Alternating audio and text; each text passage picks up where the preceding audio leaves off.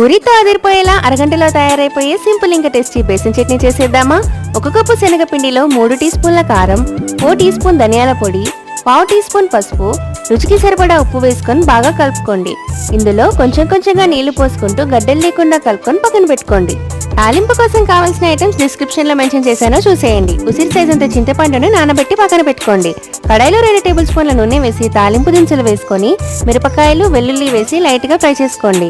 ఇందులో కరివేపాకు, కాస్త కొత్తిమీర వేసి ఫ్రై చేసుకోండి.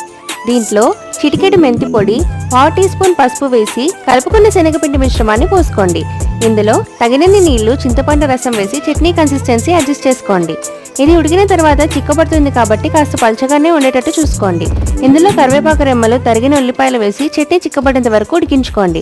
కావాలంటే మీరు ఉల్లిపాయలను మిరపకాయలతో పాటే ఫ్రై చేసుకోవచ్చు. చివర్లో కొత్తిమీర వేసి దింపేసుకుంటే అదిరిపోయే బేసన్ చట్నీ రెడీ అయిపోతుంది. Like, share and subscribe.